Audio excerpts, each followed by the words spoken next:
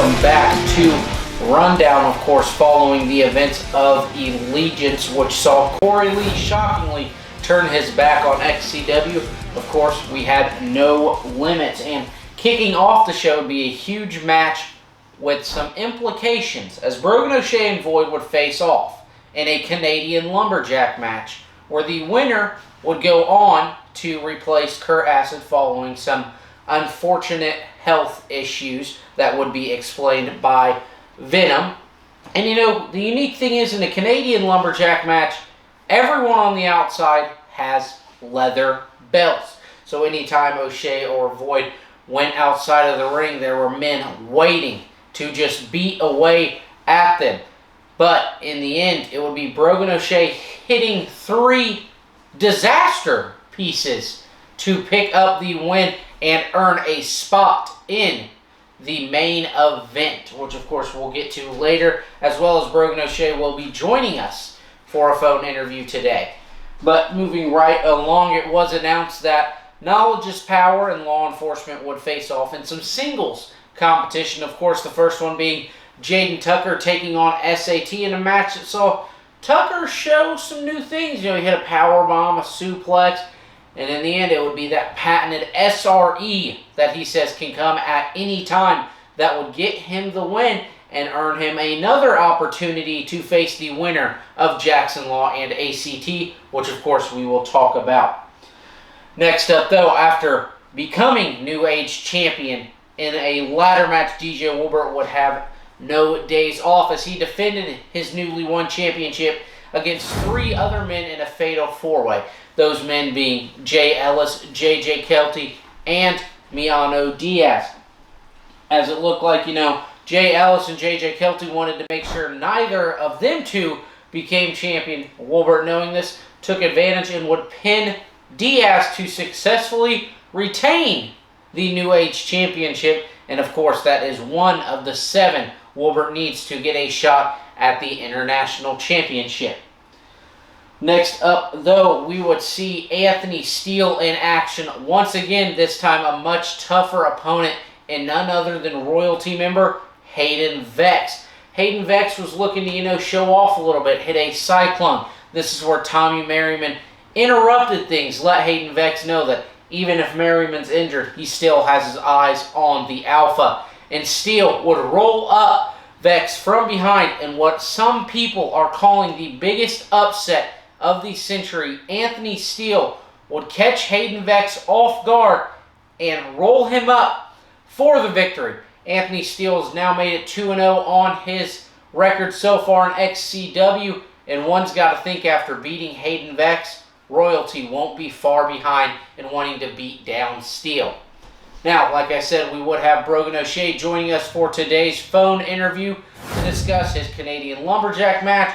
Of course, he'd be in that fatal 4-way main event, but we're going to cut to that quick commercial break, and then when we get back, we will have the Rambler joining us. Coming soon to XC Wrestling 1.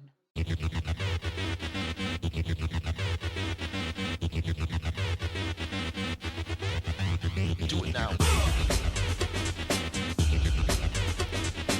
Ah! Motherfucker!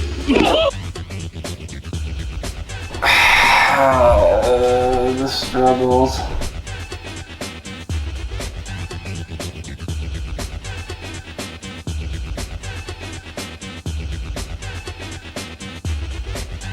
Do it now.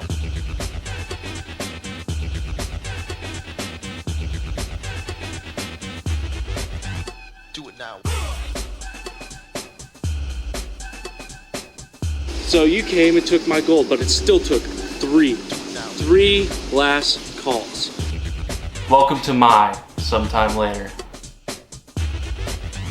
Do it now.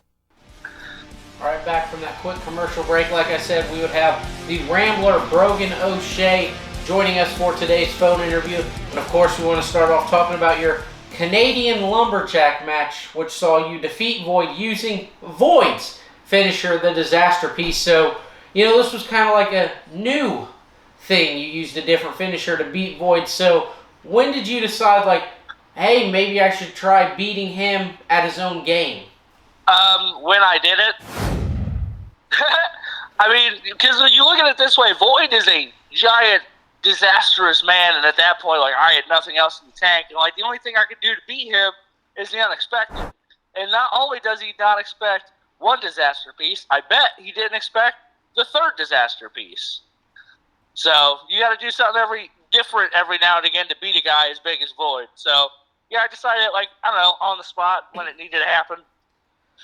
All right, and after defeating Void, you would go on to the main event, which not only saw you in it, but you also won it to become the XCW champion, making you now a two-time XCW champion. So, you know, the first time you had your title reign, everyone hated you. You cashed in on the All-American. This time it seems like you're well-loved. So is there going to be anything different between your second championship reign compared to your first championship reign? Well, the second championship reign, hopefully Brady Branson doesn't tie me up and beat me to death with a kendo stick. So that's obviously the first goal. The second goal would be, for sure, like, it never really matters to Brogan O'Shea whether or not the crowd's on his side or not on his side or not even fucking there. I'm still going to do what needs to be done, except this time I'm going to do what needs to be done not just for me, but for XCW. So, you know, this time I'm trying to embody not just myself, but the whole XCW galaxy in this championship reign. All right, and you know, you and I, we've had our feud, you know, we've had our history. Of course, at the time, there was no championships involved. This time, you're XCW champion. Meanwhile, I hold the Money in the Bank briefcase. Also, you know, of course, royalty probably is going to be high on your tails. Jesse Justice wanting a rematch at any point. How do you plan to possibly fend off all of these challengers who all have a stake at claim to the XCW championship? Well, hey, I know that I have a couple targets on my back, and when, you know, we're living in XCW now where superstars seem to be dropping like flies, I have to do what needs to be done to stay champion, and that would be winning. I don't plan on losing a whole bunch when I, you know, have a title like this. You got guys like the Fletch and guys like Hayden Vex who are dominant in XCW, and you have guys like yourself who are willing to do whatever the fuck it takes to hold my title. And by the way, you cash it on me, and we're gonna have a couple of fucking problems. So, but yeah, I plan on having my my head on a spindle. You know what I'm saying? All right, one final question. We've heard some rumors of a potential podcast starting. I believe you have a name for it as well. So you want to maybe tell the XCW Galaxy when that potential podcast could get going? Me and Brady Branson are looking to start our on-air B&B podcast, shooting the shit between two friends, sometime in the next month. So you can look forward to seeing me and Brady Branson give you the inside and outside look at XCW and some other things that happen outside of the show. And who knows, we may just bullshit about, you know, jerking off and making dick jokes. You don't know. All right, well, you guys heard it here first. In about a month, look out for the on-air B&B podcast with Brogan O'Shea and Brady Branson. Of course, Brogan, congrats to you on becoming the XCW World Champion and, of course, your second reign at the top. So good luck to you moving forward. I appreciate it. Thank you very much for having me.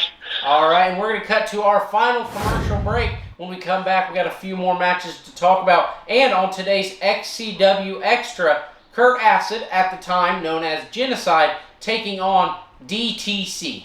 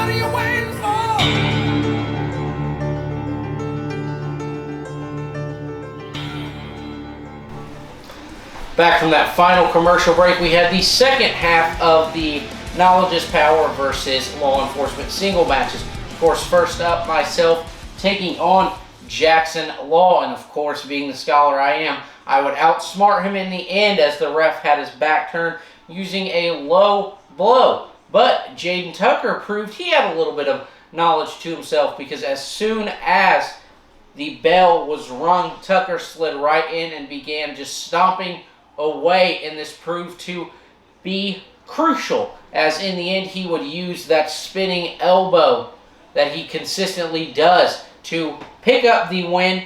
And of course, this gave Law Enforcement the opportunity to pick a stipulation, and of course they picked Field of Fatality. So unfortunately, at Bulletproof, myself and SAT will have to take on Law Enforcement in the second ever Field of Fatality match. Of course, this time though, I have a partner by my side. Now, let's keep things going. In a match that was announced at Allegiance, Deacon Storm and Trinity Parker taking on Brady Branson in a handicap match. You know, Trinity, she wanted to stay out, but Brady was insistent on showing her what the All-American is all about, and that's what he did. But in the end, Trinity Parker would hit Brady Branson with a frying pan to pick up the victory. Of course, though, this time, Deacon Storm saw her underhanded tactics, and this frustrated Storm. He insisted that Trinity Parker says nothing to him. He insisted that Trinity Parker stays away from him and his International United States Championship. So we'll definitely have to see, is Deacon Storm kind of kicking his manager Trinity Parker out, or is Parker going to show that she just wants what's best for Deacon? Next up, though, we would have Corey Lee and Psychor taking on Blackheart and a debuting Hunter Houken. Corey Lee talked about this earlier on, telling Blackheart to find a partner, but it couldn't be Void. So Blackheart found the man who Fletch said would be an issue to royalty. And in this contest, he showed that Fletch is right. Hunter Houken was able to take down both Corey Lee and Psychor at times, but the veteran expertise of Lee and Psychor would pick up the win, and Corey Lee has shown a new side of him, saying that everybody must bow down to him. Now we will have to see how long this continues. Will Void be out to get Corey Lee? We also know that Psychor and Blackheart are destined to face off for that Hardcore Championship at some point. Also, how much longer will Hunter Houken be a problem to royalty? But we have to get to our main event, which saw Jesse Justice, Patrick O'Reilly, Evan Phoenix, and Brogan O'Shea facing off for the XCW Championship. Of course, we talked to Brogan O'Shea about his win, but let me tell you how we got to that point. As Brogan O'Shea, Patrick O'Reilly, and Jesse Justice were fighting on the outside, Evan Phoenix was trying to fix his broken nose as what happened early or on in the match. And this is where Brogan O'Shea would slide Patrick O'Reilly into that ring, hit the last call, and pick up the 1-2-3 victory, which has now resulted in Brogan O'Shea being a two-time XCW champion. At Bulletproof, we know Brogan O'Shea will address his second run as XCW champion. Of course, DJ Wilbert is expected to defend his New Age championship as he looks to get one step closer to an international championship opportunity and that second ever Field of Fatality match between law enforcement and Knowledge is Power. Don't go anywhere though, as we have our XCW Xtra pitting DTC against Genocide. Hello everybody and welcome to another XCW Extra here on the Rundown, and we have a special treat here tonight. We get an appearance, a rare appearance by DTC. The last time we seen DTC in the ring was at Allegiance. His team came up victorious. Now we're going back in time just a little bit, and as a little bit of a dedication to Kurt Acid, who is currently struggling with his health and isn't doing too well. We wanted to get this opportunity to give you, the XCW fans, one of Kurt Acid's matches from last year when he was still under the moniker of Genocide, where he goes one-on-one with an old rival in DTC. DTC and Genocide both being, say, founding fathers of XCW, two men who have been here since the start and two men who have accomplished basically everything when it comes to championships, great matches, superstar, one of the best. And here we're being joined by, he's now the self-proclaimed both Kurt Acid, but we're throwing it back to his time as Genocide. Yeah, here he is, the boat, the best of all time. Kurt Acid, Genocide, no matter what you want to call him, he has put it all on the line. He has done everything for the XCW, and we're happy to be able to honor him while we all have him in our thoughts, hoping that he can get better and come back to us here in XCW. But we get to enjoy this match between him and DTC from 2021. And you're right, these guys have had quite the history together. Unfortunately for Kurt Acid, Genocide, he was caught in the middle of the VK2 and MPG rivalry, which, DTC was part of VK2. Alongside Flex and Cynical, MPG on the other side was his Genocide's former partner, Vapor, and Chris Jones, Dylan Bostic, and others. So he got caught in the middle of that whole fiasco, and these guys have had some barn burners in the past. Fun fact, actually, DTC won his first and only XCW World Championship against Kurt Acid. Looks like the ref called for the bell. Quick lockup here, and while Genocide may have the strength and technical advantage, there is absolutely no doubt that DTC will have the speed advantage in this matchup. Yeah, I think DTC is pretty much faster than almost everyone in company history. And it's definitely played to his advantage for a lot of his career. And right there is a little bit of strength from Kurt Acid. But don't count DTC out. He also has some unmatched strength. And there's a scoop slam, body slam there from Genocide, from Kurt Acid. He goes to the rope and he's going for that infamous knee drop across the face. And Genocide looking to put it away early. A kick out at one from DTC, and it looks like as he was kicking out, he grabbed that arm of Genocide. So not only a kick out, but quick awareness to get on top. And now you see him just wrenching away. He's trying to pick Kurt Acid apart. Wait a second, DTC with a huge drop kick to the back of Kurt Genocide Acid. DTC just continues to work on him as a referee trying to get DTC to allow him to come off the ropes here. DTC with a bit of assist, now taking him into the corner and just smothering him. Come on, man. You know, DTC has kept Genocide on the ropes ever since he took control, and now just slapping at his forehead. And you know, DTC might be keeping him on the ropes to set up for that patented finishing maneuver. Stomps to the corner. What does DTC have in mind here? Can he be going for that? Oh, huge drop kick. I didn't know if he was maybe going for that Bronco Buster. And there it is, the Bronco Buster from DTC. Down on Kurt Acid, and DTC is on a roll here. He's got him grounded. Looks like he's going to be heading up top. Might be looking for a coast-to-coast. Too far, come on. DTC, he's got coast-to-coast, and he doesn't look like he got it all there. Looks like DTC might have injured himself. Both men off their feet here. Looks like DTC trying to recover, possibly maybe get into a cover. Like you said, he may have hurt himself on that coast-to-coast. And a huge leg drop. Could DTC be setting him up for his patented finishing move here? No, looks like he may be going for a moonsault. Could DTC, and yes, the moonsault. But it looks like he might have dropped his knees across his chest as well. 1, 2, 3. DTC picking up a huge victory. And you know, DTC had control throughout that matchup. It all started when he was able to kick out, and from that point, he just had control and used it all the way to the end to pick up the win here.